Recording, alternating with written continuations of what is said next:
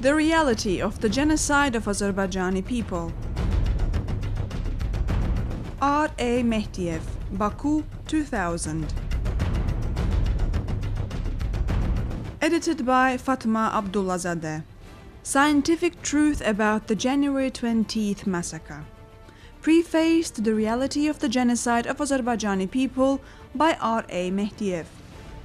Until now, there has been a lot of articles, books and photo materials about the 20th of January massacre.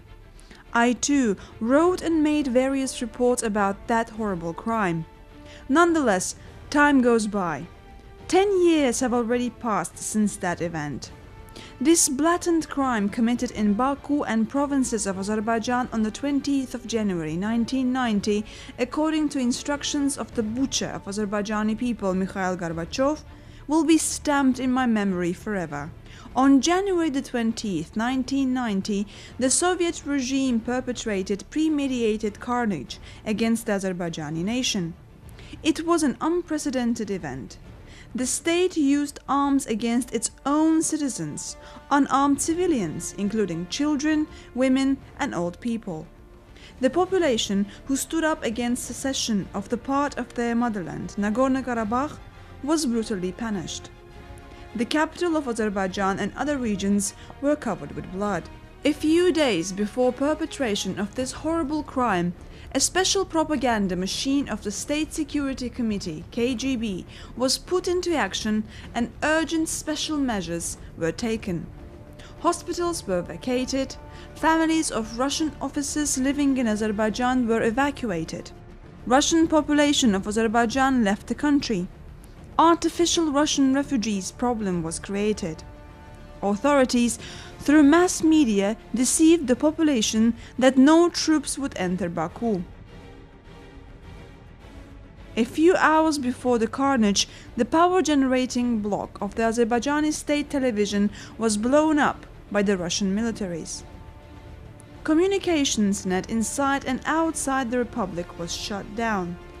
And suddenly, on the night of the 20th of January, different kinds of Russian troops entered the capital under the direct command of the force ministers Yazov, Bakatin and Khrushchev in accordance with Gorbachev's instruction.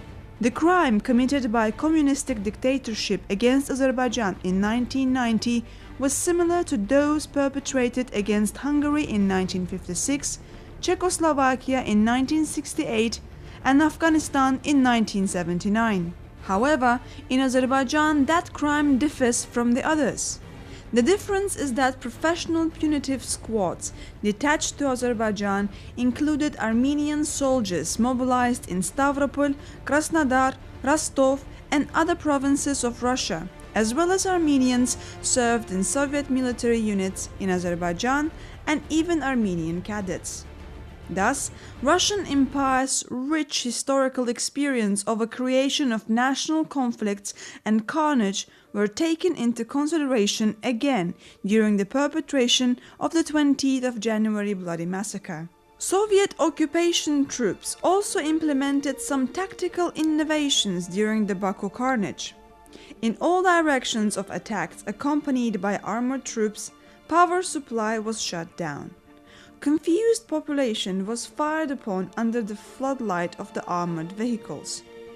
Masked detachments turned into brutal militaries and machine-gun children, women, old people, physicians, ambulances, civilians overlooking from their windows and balconies, and even hospitals. Injured were shot to death to cover up traces of the grave crime. The massacre was continued till the morning. Only the next day a state of emergency was declared. By the time when the decree was announced through a military radio station, the punitive squads had already completed their bloody mission and were hastily withdrawn from Baku, and thereafter new regular troops entered the capital.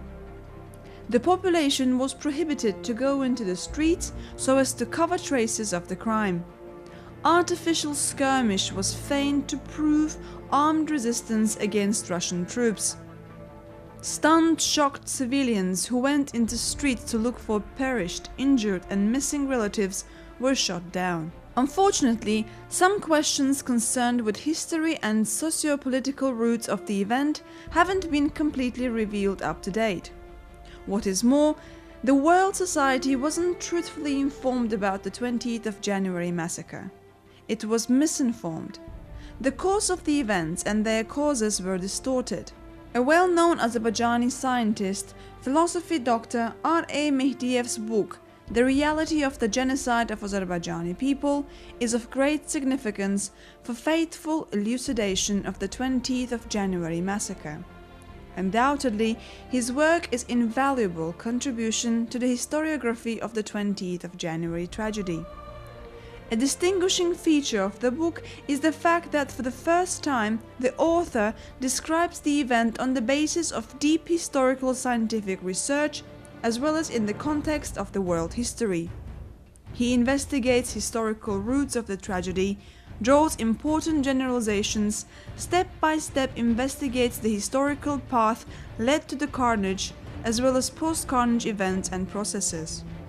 In my opinion, the most important distinctions of the work to be submitted to the large sections of the world public is objectivity. He manages to keep away emotions and describe historical roots of the tragedy with composure and from the position of the conscientious scientist. R.A. Mehdiev follows the motto, "Let everywhere in the world people know the truth about the 20th of January event as it is," and has been realizing that goal with dignity. We should credit him for bringing up the questions why the Baku carnage was so large-scale and blatant in contrast to those committed in Tbilisi in 1989 and Vilnius in 1991. Why did the perpetrator of these crimes, M. Gorbachev, apologize to Georgian and Lithuanian nations, but didn't do that in regard to the Azerbaijani people? The author connects this with three main factors: religious, Islamic factor, Caucasian, and Turkic. It should be noted that R. Mehdiev appealed to numerous sources, important documents, and literature. Real historical processes have demonstrated that R.A. Mehdiev isn't mistaken in his research. History of Tsarism's bloody colonial winnings testifies that expanding from Europe towards the east, the Russian colonialists in the 16th century occupied the Volga Basin Turkic Khanates, Kazan and Astrakhan, and enlarged their conquests in two directions, to the east and south. Turkic Altai nations of the monotheistic Siberia and Far East were subjugated with comparative ease. Thus, shortly after this, the Russians reached the Pacific Ocean coast. Hundreds of peoples, ethnic groups and cultures were uprooted. Orthodoxionization and Russification policy reached a great success in the shortest term. However, the Islamic Turkic unity put serious obstacles in the way of the Russian conquerors. Russia's policy of gaining outlet to warm seas by occupying the Caucasus and Iran remained unresolved.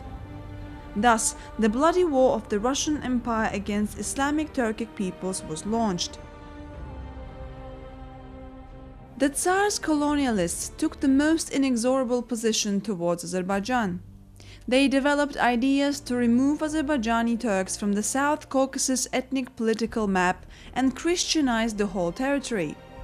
At the beginning of the 19th century, the Russian conquerors started lingering wars with Iran and Turkey and launched carnage of the Azerbaijani people on the one hand, and mass settlement of Armenians from Iran and Ottoman empires to Azerbaijan on the other hand. As a result of such policy, the demographic situation of two Azerbaijani provinces, Yerevan and Nakhchivan Khanates, changed and the whole territory were Christianized at the expense of settled Armenians. Soon after the division of Azerbaijan between Russia and Iran in 1813 and 1828, the Armenian province was created on the western Azerbaijani territories. Thus, the ground of the modern Armenian state in the South Caucasus was established. Russia succeeded in separation of Azerbaijan from Turkey and turning Armenians into political tool in her anti-Turkey struggle. Besides, Russia created hearth of ethnic conflicts and confrontations in the South Caucasus. This was beginning of Russia's policy to liquidate Azerbaijani nation adjacent to two Islamic states, Iran and Turkey, and to Christianize the whole territory. The Karabakh Khanate, together with the Yerevan and Nakhchivan Khanates, was undergone the Christianization, meaning Armenianization policy. The Tsarism carried out the bloodiest and dirtiest variant of the divide and conquer policy in the South Caucasus. Armenian bandits, armed and supported by Russia on the one hand, and Russian conquerors on the other hand, annihilated Azerbaijanians, including Anadolu Turks, under the pretext of struggle against pan-Islamism and pan-Turkism. With great success, imperial butchers were always making use of Armenians' dream to create Great Armenia state. Alliances between Russian pro-empire and chauvinist circles and Armenian nationalists dreaming about Great Armenia were always at the heart of perpetrating of genocide against Azerbaijan since Russia stepped into the South Caucasus, including 1905 to 1907 carnage, 1918 March tragedy, all bloody repression of the Soviet period, the 20th of January tragedy, Khojaly massacre, and even still remained unsettled Nagorno-Karabakh conflict. I think R.A. Mehdiev succeeded in demonstrating the naked truth of the bloody policy on the both historical and modern background, as well as on the basis of concrete facts and strict scientific conclusions. Thus, for the first time, history of the 20th of January carnage, its socio-political roots, including events and processes that caused the 20th of January tragedy, have been objectively elucidated from the scientific point of view in R.A. Mehdiev's book, The Reality of the Genocide of Azerbaijani People. There is a number of other aspects of the January 20th crime. Azerbaijan leadership's treacherous position at that time, Kremlin's open support to and protection of Armenian separatists of Nagorno-Karabakh, information war against the Azerbaijani people, pro-Russian stand of the Western states and the US, stimulation of the Armenian diaspora's and chauvinists' activity, and other details were skillfully uncovered in this work. The most valuable and urgent conclusion of the book is to objectively and professionally inform the world society about Azerbaijani truth and to create unbiased and faithful public opinion regarding processes taking place in the Republic, using wide opportunities of mass media, state bodies, and public organizations. It is important in order to prevent a recurrence of the Black January. Thereby, philosophy Dr. R.A. Mehdiev's work, The Reality of the Genocide of Azerbaijani People, might be considered as his well-founded charge against initiators of the bloody crime committed against Azerbaijani people and, in author's words, per se against the whole humanity. Charges of the International Court of Justice are awaiting them, like the Nuremberg process. Yaqub Mikhailoğlu Mahmudov, honored worker of the Science of Azerbaijani Republic, Doctor of Historical Sciences, Professor. Introduction. No power on earth rouses our indignation at the deepest frame of our moral feelings so as cruelty does. We can forgive any other crime but cruelty. Arthur Schopenhauer. On the 20th of January 1990, a criminal military action was perpetrated against the Azeri people. Soviet military units entered Baku and other regions of the Republic to punish peaceful civilians who took to the street as a token of protest against attempts to violate the territorial integrity of Azerbaijan, against unfair and biased policy pursued by the USSR leadership towards the Azeri people. The Soviets were aided by the treacherous policy of the local leaders. As a result of punitive measures taken with incredible cruelty, 137 people were murdered and 612 injured. Within the past 10 years, inside and outside of the Republic of Azerbaijan, a great deal of books, articles, and analytical researches was published. where the authors try to describe the events of the 20th of January 1990 in order to uncover the real reasons of this barbarian action, clear up the role of the persons involved in these bloody events in the center and in the Republic. Nevertheless, the more we chronologically move away from January 1990 and more actual materials about these events are being assembled, the more questions appear, and it becomes more necessary to return back to them in order to disclose the sources of this carnage and learn lessons for future generations. The bloody tragedy. The illegal deployment of Soviet troops in the capital and some regions of the Republic of Azerbaijan on the 20th of January 1990, extirpation of peaceful people, became an extremely bloody act perpetrated by a totalitarian regime, which was an outrage against humanity. Investigation of the similar crimes, revelation of their reasons, outcomes, promulgation of their initiators' names, haven't a statute of limitations, and all these actions ought to be a caution against the recurrence of vandalism and genocide. It is well known that in virtue of the decision of the International Tribunal, Nuremberg 1945-46, being famous in the history as Nuremberg Trial, Supreme Statesmen and the military of Germany were accused of the organization and realization of a plot against the world and humanity, extirpation of the civilians and maltreatment, plunder of communal ownership and public domain, etc.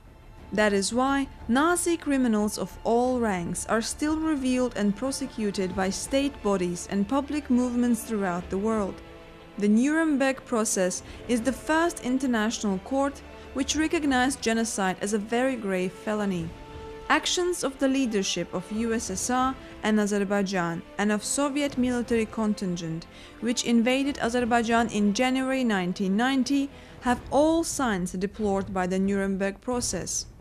That is why all the culprits of the January 20th tragedy must pay for their deeds. The aggression of the Soviet military units against Azerbaijan and massive inhuman shooting of civilians became not only a symptom of the collapse of the finally rotten Soviet regime, but also evidence of the implementation of the old purposeful policy left by Tsarism of expulsion of Azeris from their historical residences. It was a policy which was thoroughly concealed by the USSR leadership under the guise of internationalism. The public situation in Azerbaijan, requirements of the people, didn't serve as a pretext for such cruelty and vandalism. The people required stopping of slaughter and forcible expulsion of Azeris from Armenia, where they lived from time immemorial, and not led subordination of the Nagorno-Karabakh to Armenia. Moscow reacted to this fateful requirement with an incredible perfidy and frenzy. It should be noted, by the beginning of the 1990s, the Soviet regime fully dissipated its life potential, though Gorbachev and his team were intensively seeking means to extend the regime. The policy of perestroika, which too quickly failed, became a blatant display of these endeavors. Those who hold that Gorbachev was deliberately destroying the USSR with the support of the West are mistaken. These talks are nothing but gossip. So-called reformists had a task to preserve USSR within its previous borders, attaching to the Soviet socio-political and economic system more attractive features for the West. They had to vitalize the system, removing its odious principles and administration forms. In other words, West socialism with a human face. Coming from this main postulate, one can assert that the January 20th tragedy has many reasons, and it has deep sources. Perestroika only accelerated their development and brought nearer the final of inevitable tragedy. Thus, what are these reasons in general outline? First, the center's aspiration to keep the Soviet Empire and communist system at any price. Second, the consolidation of power and puppet regimes in the national republics. Third, the biased policy of the Soviet leadership with regard to Azeri people, an effort to rehash the boundaries under the cover of demographic slogans of perestroika, and in particular to violate the territorial integrity of Azerbaijan. Fourth, Armenian separatism and aggression based on moral, political, financial, and military economic support for the former center. Fifth, traitorous activity of Azerbaijan's leadership. Sixth, dilettantism and intrigue of those who took control of the Ryazan people, displaying irresponsibility. But one shouldn't limit oneself to the list of the above stated sources, which are basically Soviet, and factors led to the January tragedy. We reiterate that it has much deeper historical roots. Black January is just a link, and hopefully the last one, of the chain of criminal actions which were perpetrated against Azeri people since the beginning of the 19th century. The biased, unjust attitude to Azerbaijan is based on far-going geopolitical plans implemented by the Soviet leadership for many years under the ideological cover of the establishment of the international fraternity. While considering events in Almaty in 1986, Tbilisi in 1989, and Vilnius in 1991, the following questions arise. Why weren't these actions so bloody and massive? Why did Gorbachev regret and apologize to the Georgian and Lithuanian peoples for events in Tbilisi and Vilnius, but did not do so in connection with affairs in Azerbaijan? In our opinion, there were three decisive factors in January tragedy. From a historical and logical point of view, they are more substantiated than references to the desires of the center to teach and punish obstinate Azeris. The religious factor. First, it is a religious factor. Though USSR leadership tried to justify themselves, they failed to deceive the world community. It is the confession of Islam by Azeris which is one of the main reasons of Gorbachev's support to Armenians in their territorial claims. Numerous publications of the Russian press could confirm our point of view. The notorious Zori Balayan used to talk in his interviews and publications about it. Gorbachev appeared on the eve of Baku carnage with provocative statements about the efforts of establishment of Islamic State in Azerbaijan. The use of the religious factor for provocative and destructive purposes was always a tool of the Soviet system and communist ideology. While occupying the leading party post for a long time, I became a witness of the intention of the CPSU Central Committee to impose upon us an opinion as if Islamic fundamentalism was exported to Azerbaijan from neighboring Iran, and that is why the leadership of the Republic was accused of inaction. High-ranking functionaries from the CPSU Central Committee used to expound the case so that Iran exerted an active influence upon the socio-political life of Azerbaijan, where Islam forced out communist principles from the life and consciousness of the population. Of course, Moscow couldn't endure the Muslim danger. Nevertheless, today it steadily tries to become close friends to fundamentalist Iran. In spite of the real state of affairs, unfounded political accusations against our republic were expressed in resolutions of the Secretariat and Political Bureau of the CPSU Central Committee and all union conferences. Some leaders of the republic were labeled nationalists. The Central Committee gave shelter to and took care of obedient people and disgraced the suspects. Actually, the crux of the problem wasn't the imaginary penetration of Islamic fundamentalism into Azerbaijan. The problem was the struggle of the Christian religion with Islam, what was traditional for Russia, and old mistrust to Muslims and non-Russians. It is not accidental that in the USSR, as it was under the Tsarist regime, great power chauvinism, brought up on the ground of orthodoxy and opposing of different religions, used to be glorified. Authorities were cultivating it instead of fighting it. The whole national policy was based on discrimination of the population who confessed Islam and was to retard social, economic, and cultural development of the republics populated with ethnic Muslims, and not to allow their representatives to supreme authorities. Even if any Muslim was advanced to a prestigious post in the central ministries or departments, it wasn't a rule, it was just an exception. In short, religious belonging of Azeris determined Moscow's position to the national movement in Azerbaijan and caused an unprecedented atrocity of its suppression. The Caucasian factor. The second factor is caused by the historical interests of Russia in the region, the Caucasian factor. Catherine the Great continued to pursue expansionist policy of Peter I in order to move forward to south and gain an access to southern seas. She advanced the plan to create in the Caucasus 2 more Christian states, except Orthodox Georgia, politically oriented to Russia. This plan implied the rebirth of the Albanian state on the territory from the river Arax till Derbent and creation of the Armenian province in the area Yerevan. In this case, persistent appeal of the Crimean Armenians with a request to create an Armenian state with the capital in Yerevan was taken into account. But after conclusion of the Turkmenchai peace treaty, Russia gave up these intentions and decided to build only an Armenian state on the Azeri territories and next to the empire. Since the beginning of the 19th century, the tragic history of Azeri people started. Fundamental scientific research proved that the territory of modern Armenia historically belonged to Azerbaijan. The truth is that Armenians lived here in small groups, dispersed, but they were alien people and penetrated into this area from the territory of the modern Iran, Iraq, Syria, and Turkey. Let's scrutinize this issue. The motherland of the initial Armenian tribes was the Balkan Peninsula.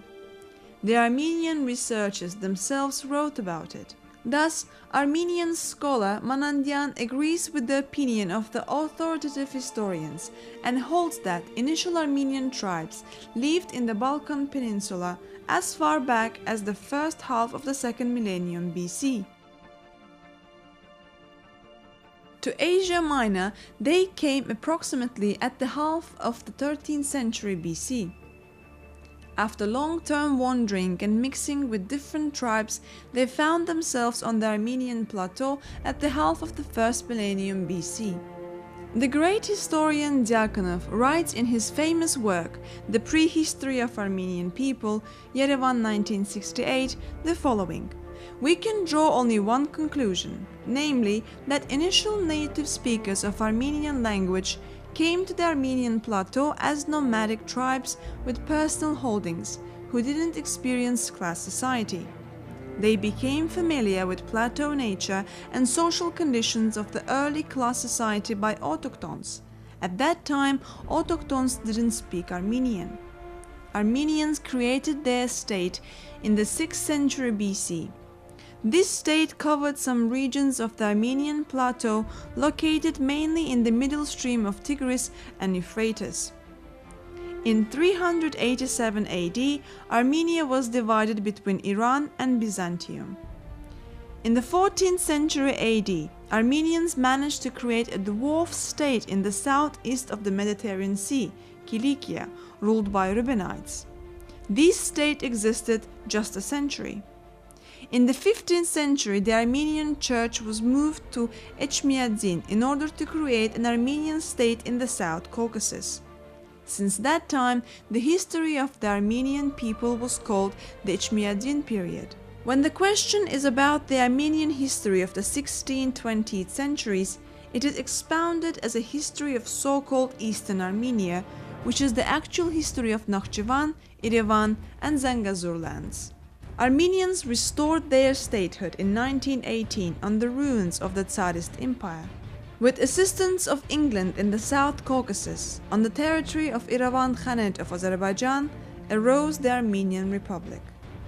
Further, her territory was extended by the strong-willed decision of the Bolshevik Moscow at the expense of Azerbaijan.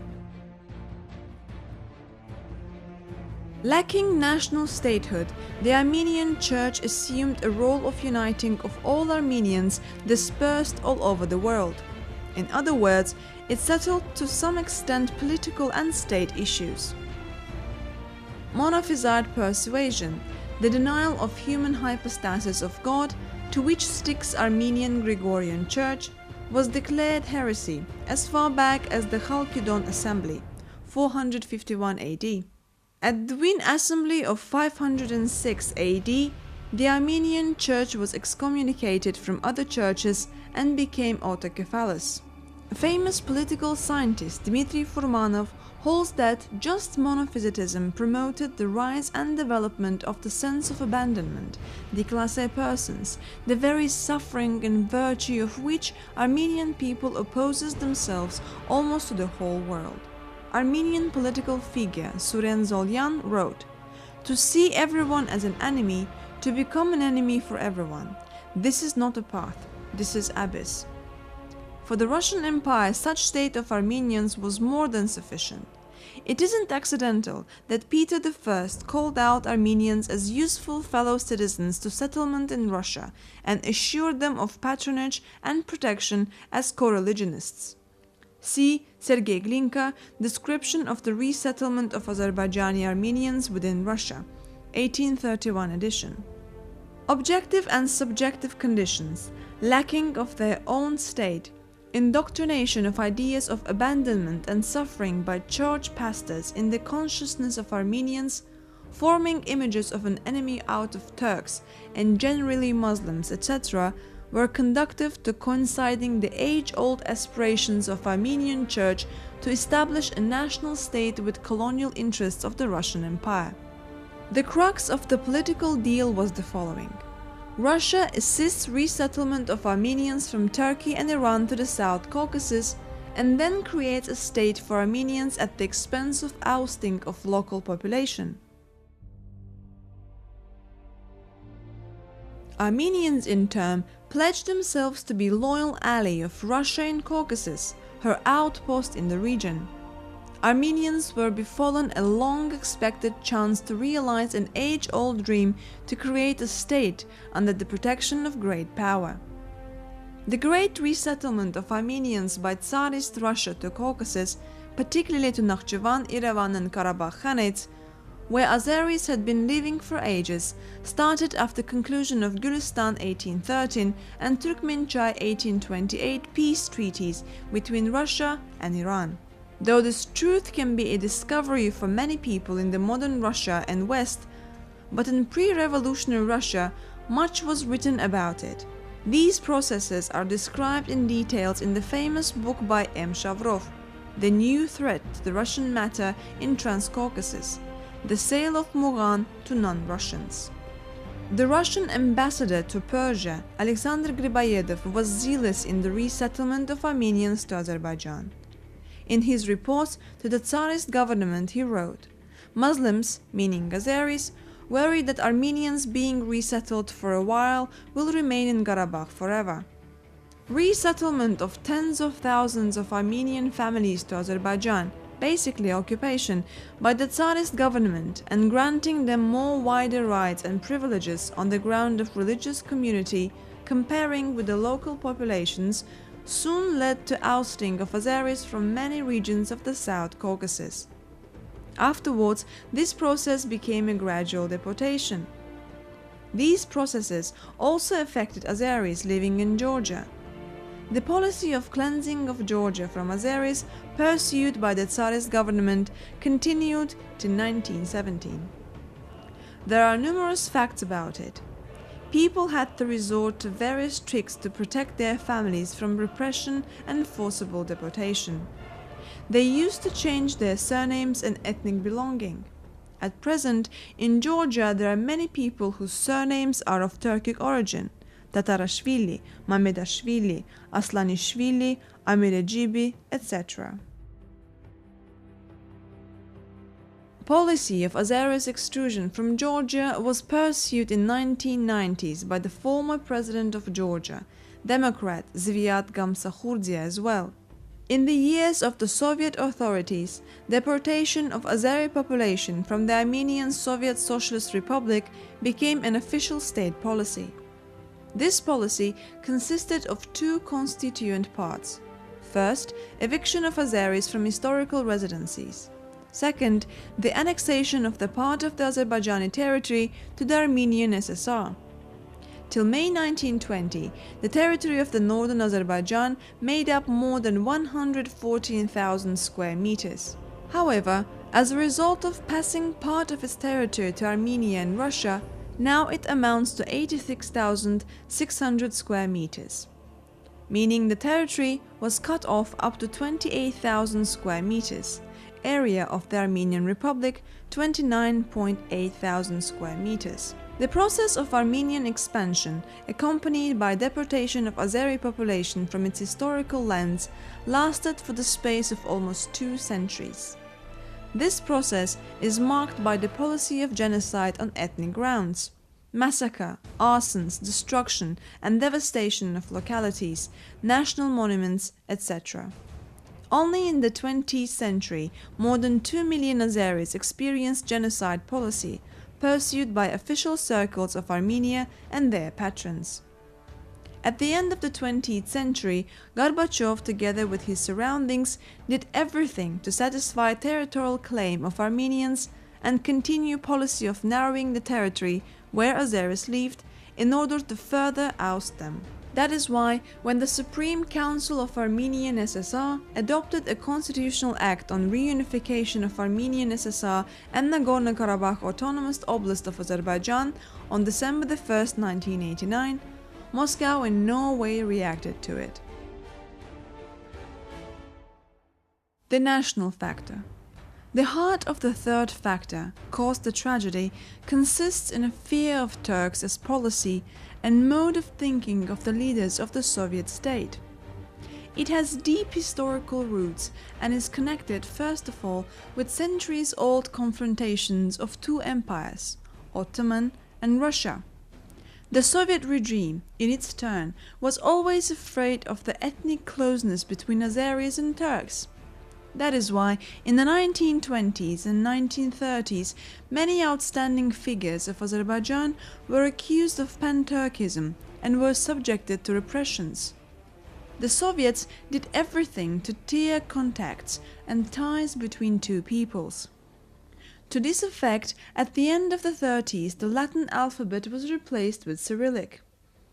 In the Soviet years, a secret ban was placed on Azeris making business trips to Turkey.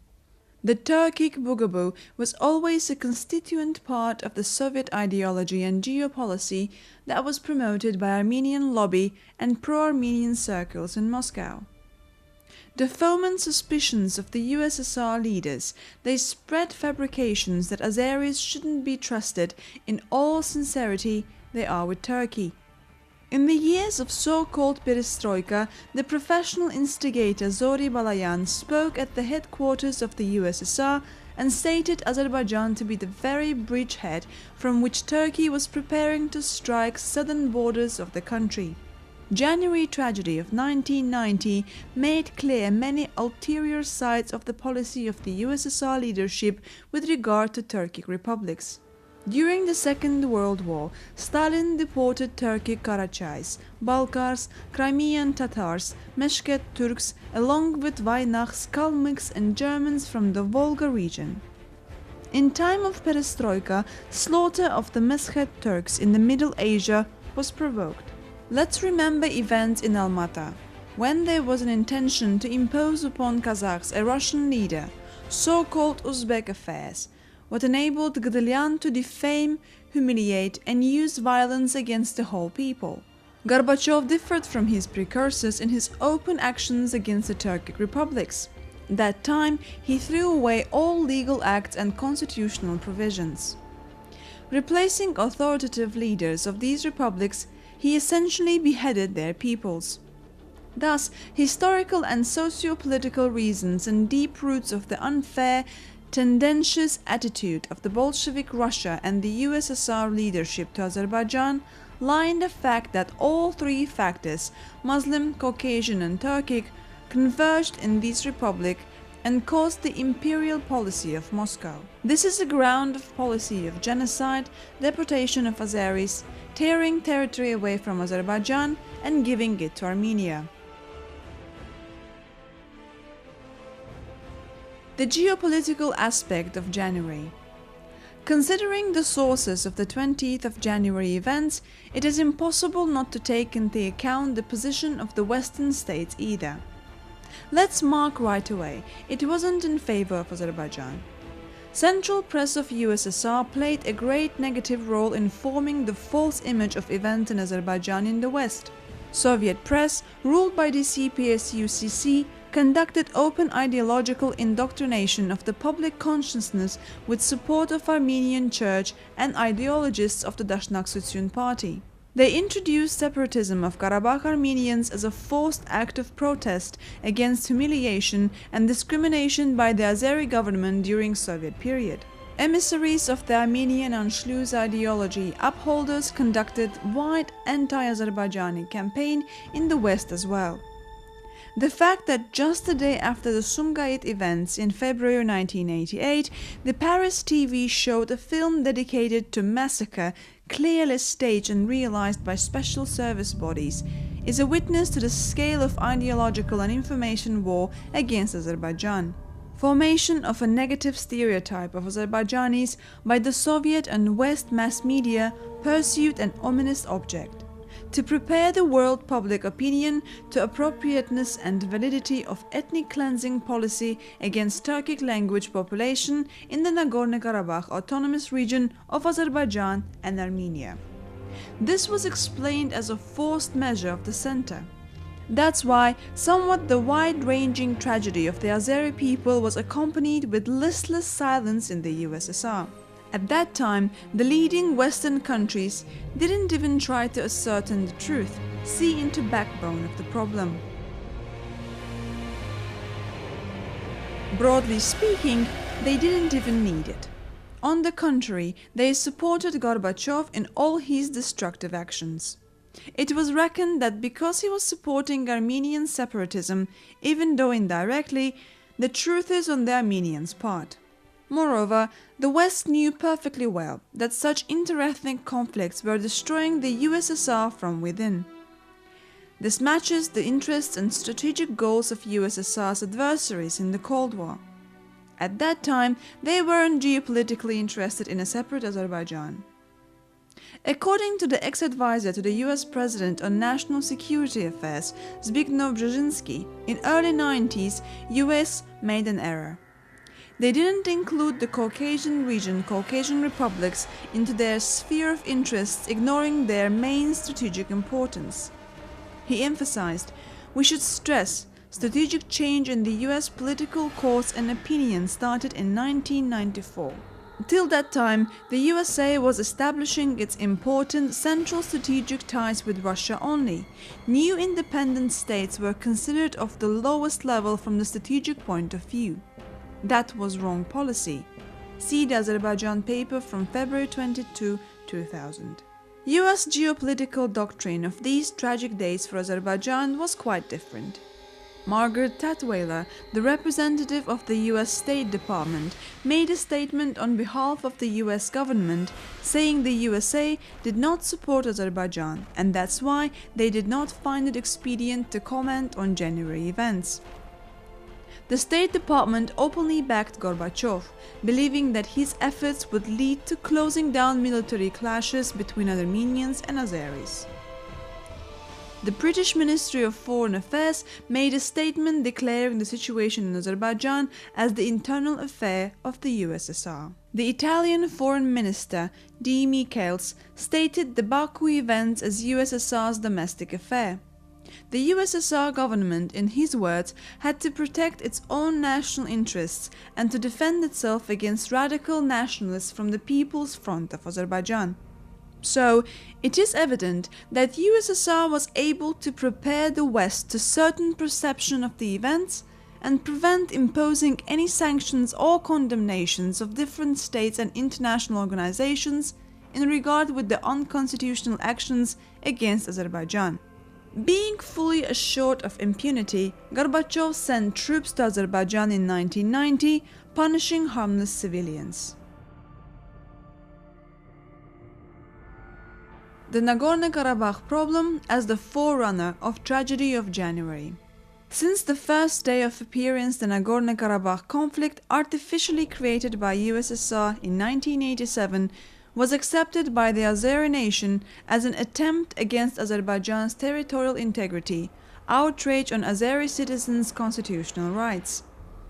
All measures taken by the USSR government and the Soviet Union Communist Party Central Committee, including the bloody Baku events, testified that there was a specific logic of this lunacy. The Nagorno-Karabakh conflict is a well-elaborated operation. The USSR Council of Ministers and the Soviet Union Communist Party Central Committee's special decision from March 1988 on social growth acceleration of the Nagorno-Karabakh Autonomous Region was unique in the history of the USSR. It testifies about collusion between the center and Armenian leadership. In fact, this resolution laid social and economic foundations to tear Nagorno-Karabakh from the Azerbaijan Soviet Socialistic Republic's jurisdiction. The center's next step towards a Nagorno-Karabakh withdrawal from Azerbaijan's jurisdiction was the USSR Supreme Council Presidium's decree dated January 12, 1989, on establishment of special form of management in the autonomous region. Nagorno-Karabakh's administration was entrusted to the Committee of Special Government chaired by Volsky, representative of the center. Actually, this meant tearing Nagorno-Karabakh from Azerbaijan. Further, the USSR leadership chose the way of open massacre over the nation there to appear for the sake of territorial integrity protection and declare disagreement with unfaithful national policy.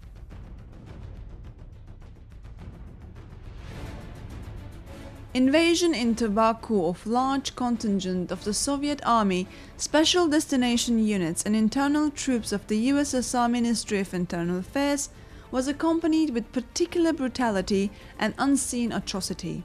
The Baku slaughter, perpetrated in order to break the nation's will and its aspiration to establish the truth and to abase its dignity and demonstrate power of the Soviet punitive machine, was a real military aggression. This is one of the bloodiest acts of terrorism committed by the totalitarian communist regime in the 20th century. Horrible crime against the Azeri nation, against humanity and humanism. The people who committed this crime haven't been punished yet, but sometime or other guilty persons will answer before the Azeri nation and the history. Certainly, both the former leadership of the Republic as well as Moscow are responsible for the engagement of troops and murder of peaceful population. According to evidences of investigating bodies, the authorities deliberately acted against the nation's will, blindly fulfilling instructions from the center and not realizing what unpredictable results they would cause. According to evidences of investigating bodies, the authorities deliberately acted against the nation's will, blindly fulfilling instructions from the center and not realizing what unpredictable results they would cause. Every day, they were passing to Moscow biased information about current situation in the Republic and executing relevant instructions received from the center under strict control of emissaries of the center instead of maintaining interests of the nation and Republic. Under the critical circumstances for the Republic, its leadership displayed full inability and acted as an obedient puppet in conformity with a screenplay made by the State Security Committee, SSC, and USSR's Head Intelligence Service. Witnesses testify that activities of those bodies were directed to maximal complication of the situation in the Republic, arranging provocations and diversion. For example, the 13 to 15 January pogroms in Baku, seizure of the party committees, destruction of the engineering structures on the state borders, dropping out of enterprises and organizations from subordination to state bodies, etc. All these had one purpose: to destabilize the situation and substantiate implementation of establishment of constitutional order in Azerbaijan. Pursuant to order of the chairman of the Republican State Security Committee, Vagif Huseynov, on October 7, 1987, the so-called crisis group was established, consisting of 12 officers from different committee subdivisions under the head of Vladimir Mirzoyev, chief of the 5th Department. Officially, the group aimed at arrangement of purposeful work on revealing, preventing, and neutralizing inimical actions of opponents, preparation of preventing information for different departments and USSR SSC. It is impossible not to perceive the stereotyped character of such a formulation, usually used by security services as a code. Investigative evidences over the crisis group prove, in fact, its activity sphere was far beyond the limits determined by the order. Provocation, explosions, arsons, murderous assaults are the imperfect list of actions the group was engaged in. An analysis of investigation return shows that the first secretary of the Communist Party of Azerbaijan Central Committee, Vazirov, implicitly executing all instructions from Moscow, was the first-hand organizer and accomplice of the grave crime perpetrated against his nation. The second secretary of the Communist Party of Azerbaijan Central Committee, Polyanichko, head of the government, Mutalibov, chief of the State Security Committee, Huseynov, were direct accessories to the crime. Mamedov, secretary of the party Baku City Committee, is politically responsible for not taking urgent measures to prevent entrance of troops to Baku and not providing population security. Other members of the CPA Central Committee Bureau and heads of law enforcement bodies carry moral and political responsibility for such a situation. Researching the main reasons of the January events, some authors try to put most of the blames of the January events on those who managed demonstrations of many thousands people or stood in opposition to the Vazirov's regime, but not on implicit organizers and performers of that wild action. Of course, we can't entirely deny their culpability. However, we should take up behavior of the so-called square leaders in another flatness. Their responsibility has quite a different character and motive. The opposition was an embryo stage, had no clear organizational structure and program on the eve of the January events. Representatives of scientific and educational institutions, ideological institutions and bodies, that is, people unsophisticated in policy, headed the demonstrations. Some of them took part in all national acts of protest in all sincerity, and others in accordance with considerations of the moment. So, what kind of role and place took the opposition in perpetration of the January events? Since mid-88, the wide masses were realizing that Azeri leadership did not display resoluteness for suppression of encroachment on the Republic's territorial integrity, and in fact took part in carrying out of collusive, treacherous plans against citizens of the country, and moreover, they would not stop at anything to stifle the popular uprising. Under hopeless situation, the people stood up for protection of the Republic's honor and dignity themselves, against tearing away its territory, against beating and violent eviction of Azerbaijanians living in Armenia. Unfortunately, the national liberation movement could not remain too long without common leading kernel.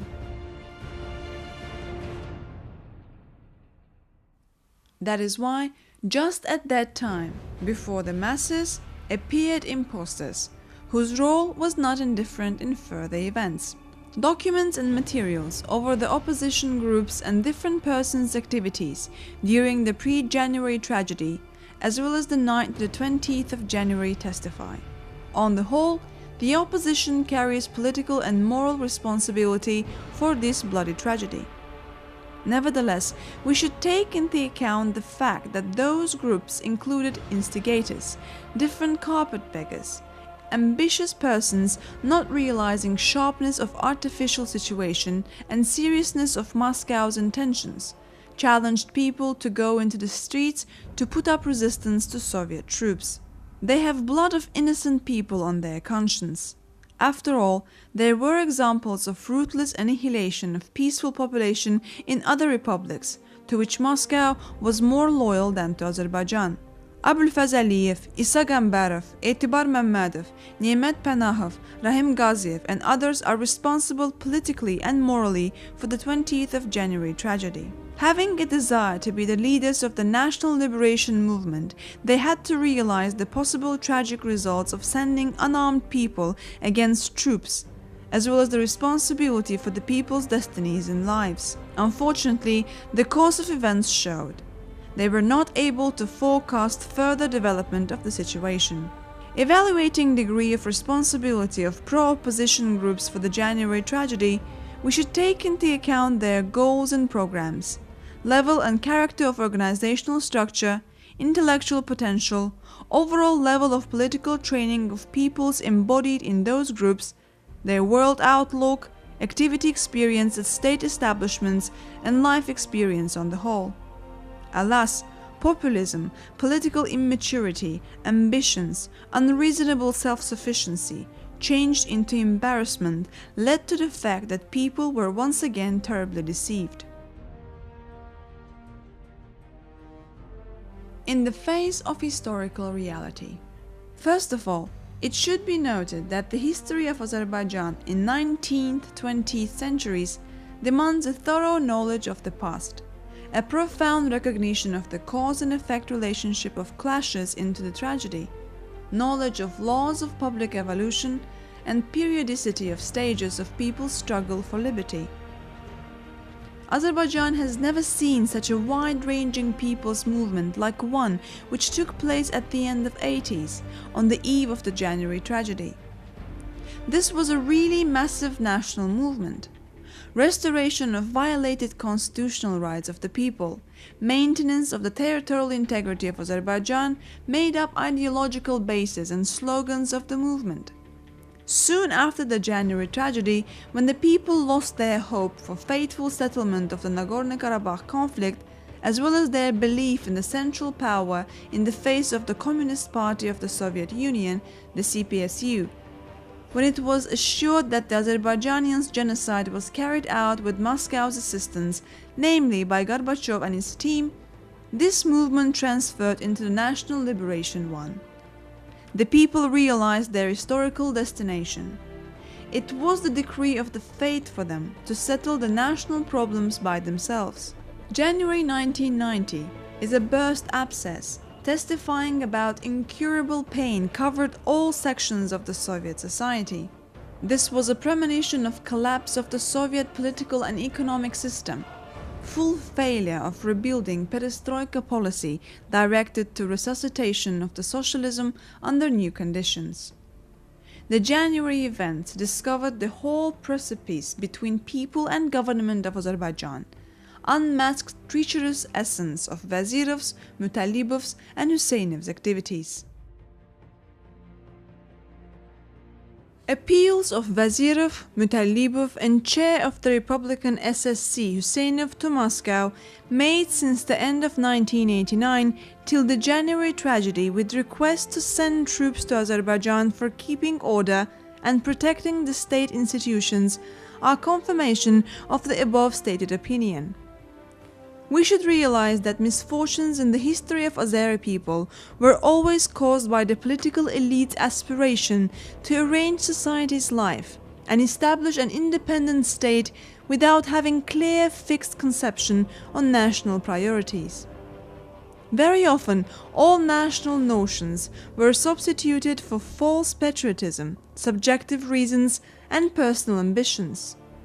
Graphic demonstration of that are the bloody 1990s January and other dramatic events of the modern history, namely Ganja Rebellion of 1993 that nearly led to civil war in the Republic, coup d'etat attempts in October 1994 and March 1995, prepared acts of terrorism against the head of the state, etc. January 1990 revealed jeopardy of a policy pursued by the radical opposition wing, led that time by the People's Front, as well as amorphous character of the opposition's democratic wing, which should carry constructive principles.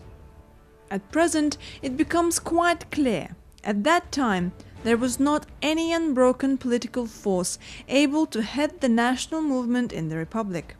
There was not even any national leader whose government skills, political perspicacity and wisdom could direct the vigor of national movement into the necessary turn and allow to reach goals without victims and bloodshed.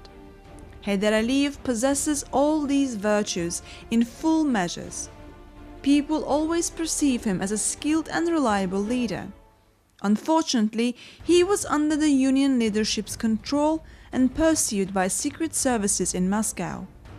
All his actions were blocked. In addition, Vazirov and his surroundings, together with mafia groups in Azerbaijan, went all length, including any kind of provocation and insinuation, to bar Heydar Aliyev's returning to the Republic.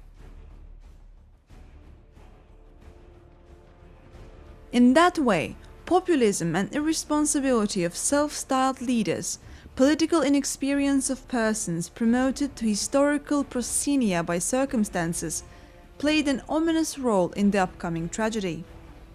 Their inconsequence and flirt with authorities and secret services predetermined tragic fate of the national movement as well as its destiny on the whole. The most ambitious part of the arising oppositions, without calculating the force of their influence, spurned competent representatives of the scientific and creative intelligentsia and political elite from the movement at that key moment. That was the fatal error adversely affecting further political destiny of opposition. Substitution of democratic values with Bolshevistic slogans and methods of struggle, duplicity and intrigue, intolerance and recurrences of totalitarian mentality, intellectual poverty and lack of modern ideas matching the time are the moral and political environment of arising of the opposition. That is typical for the irreconcilable opposition of today's political life. Impulse of possessing at any price the power over the people obtained at the beginning of the national movement still defined the activity of the radical opposition. It does not want to accept that not all methods of struggle formed in the 1980s and early 1990s were justified by real processes taking place in the country today. Confrontational methods are anachronism, and they evidence about lack of political foresight and immaturity, lack of information about real interests of the people and the conditions of creating independent, democratic state, when stability has been established, when the law, parliament and press are regulating state's activity. The historical lessons of January. The January tragedy went down in our memories as a mournful event, but at the same time as a peak of selflessness and heroism of the Azeri people. Though it suffered irreplaceable losses at the end of the century, the Azeri nation can be proud that in those days of ordeal it showed exclusive will, firmness, courage and staunchness of the national spirit. It proved to the world that it could go all length to ascertain justice and protect its dignity. Our people morally rose higher and added new glorious pages to its heroic history. The January tragedy became a turning point on the way to obtaining independence of Azerbaijan. Passing it, the people realized with the past life, semi-colonial subsistence was done away with forever. The national liberation movement turned into a political reality and found an irreversible character. Deep comprehension and research of different aspects of the January tragedy is of a great significance for development of state-making processes.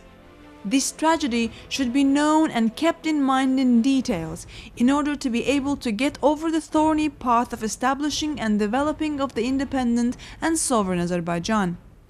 Everybody should realize the truth that state policy must meet the interests of the nation and rest on its support. Only under such conditions we will avoid new victims. Historical experience of those tragic days shows stability in the country, consolidation of people, unity of citizens under a common national idea are necessary for prevention of provocations and incitements directed against independence and establishment of a legal democratic state. Political struggle must be conducted in conformity with constitutional requirements within the framework of legal regulations. The end of 80s and beginning of 90s demonstrated that historical forgetfulness is fraught with serious consequences, creates insuperable bars to resolution of a matter of life and death. The lessons of Azerbaijan's history should be taken into account in order not to repeat errors that often causes tragedy. This will more effectively bring up the rising generation in the spirit of patriotism and citizenship, endow them with capability to take into account real demands and reckon with peculiarities of the concrete political moment. Another important lesson elicited from the January tragedy is the fact that we are assured of the fact that the world society is uninformed about Azerbaijan.